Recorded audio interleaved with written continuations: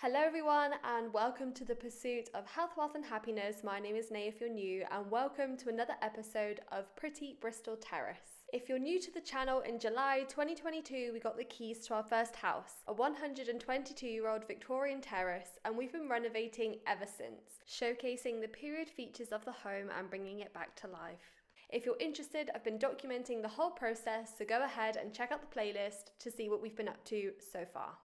As you can see from the empty house tour, we have a spacious dining room which has high ceilings, a fireplace, alcoves, large window and a cute hatch joining to the kitchen. There wasn't really anything wrong with this room, but it was quite lifeless. As you can see from the video, it had boring white walls, an unused fireplace and laminate flooring. We knew straight away what we wanted to do with this room: rip up the smelly laminate flooring, restore the original wood flooring that hopefully was underneath, put a nice bold colour on the walls, add some panelling, and more importantly, create an eye-catching feature wall showcasing the fireplace. And that's exactly what we did. So let's see what we did step by step to completely transform this Victorian dining room. We've got good news! What do we have, Cody? Wood flooring! Original wood flooring in the dining room. So, Cody's next task is to delaminate this whole room and probably the entire hallway. Because it makes sense that you have the same flooring all the way through and the stairs. Yay!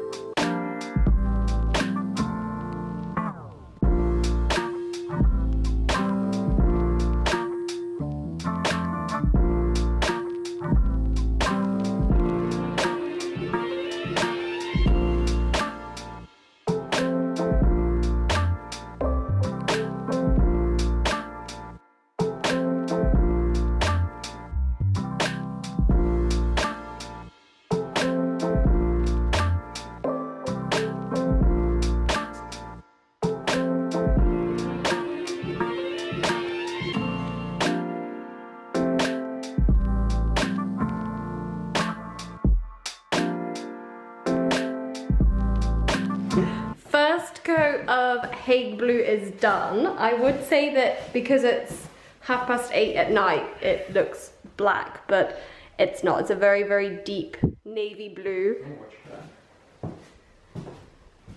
We've obviously left the chimney because that's going to be whitewashed, that's going to have a mantelpiece. And have we decided what colour we're painting the lower half? Probably no, blue? Well, I mean, looking at the room now, would you still want to make it solid blue across the bottom? I don't know. Maybe do a white? I'm not sure. That one's pending then. Obviously the floors still need doing, so we will have to do the second coat tomorrow, which is Sunday morning, and then we can probably get on with the paneling as well, can't we? Yeah, maybe. Maybe. So we're paneling the top as well, so this took quite a few hours, but actually really happy with the colour. It's quite moody and cozy and dark, and I just think with the right furnishings it will look quite nice. So there's no rest this evening because we are now going to put this paneling, which has been double painted, up onto the wall using no nails.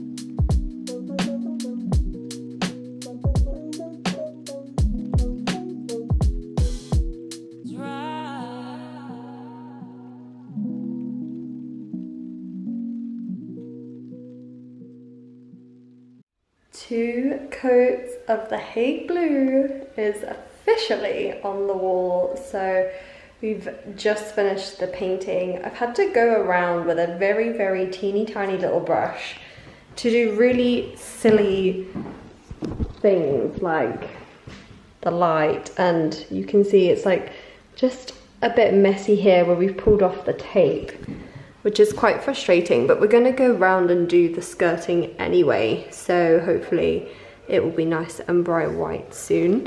So this is what it looks like. It's a really nice dark navy colour, and I think we need to change the light bulb because it's making it look much darker than it is because where the sun sets and stuff. So the next job is to do the floor. We obviously need to do the skirting and then we can move on to the paneling, but at least the painting is done.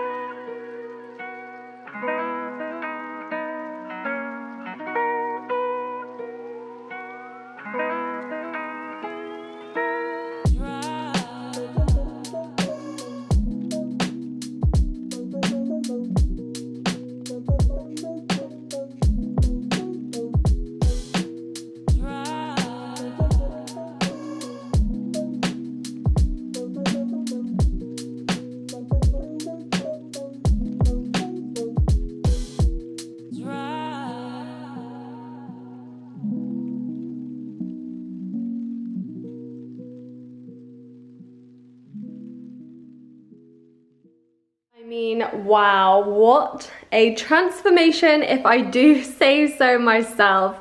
Such a big difference. So this is the final product. We are so happy that we finally have a second room that we can enjoy and use. So if you missed the previous video, we've also completed the living room, so do go ahead and check out that room. The rooms are very similar but very different. We've mirrored the changes. So like the living room, we also restored the original wood floors in this room too, which you guys saw. We're now starting to decorate, so we found a very nice rug from Dunelm. And also, as you saw, we've put a very bold colour on the wall. This is Farrow & Ball's Hague Blue. I know it's not everyone's cup of tea to put such a dark paint on the wall, but honestly, we absolutely love it. It's so moody and cozy. It's such a deep, dark colour. I'm just so happy we chose it. We've made sure that it's not so blocky by adding the panelling at the top, which you also saw, and we painted it white. Let's not forget the star of the show of this room, the feature wall, the naked chimney fireplace. As you guys saw, the previous owners just had a very bland white wall, and I knew before we even moved in I really wanted an exposed naked brick feature wall, and I just had visions of us being in here in our dining room with our friends, with family, having dinners, having cocktails, and just having this in the background. It's just such an eye catcher, it's a conversation starter, and it's such a nice feature, and it's just so much more interesting than a plain white wall. We obviously chiseled it away. We initially thought the bricks would go all the way down, so we were completely intending to have the full works. However, when you got halfway down, we noticed that, well, whoever did it must have ran out of bricks, because the bottom half is actually full of concrete, so it looked really messy, unfinished. So Cody came up with the idea of adding this plasterboard around and that we should paint it, and I just couldn't see it in my mind. I thought that it would perhaps look quite tacky, or almost like you couldn't quite decide between painting or an exposed brick, but the final product is so nice. And obviously we have the beam. This is from Funky Chunky Furniture.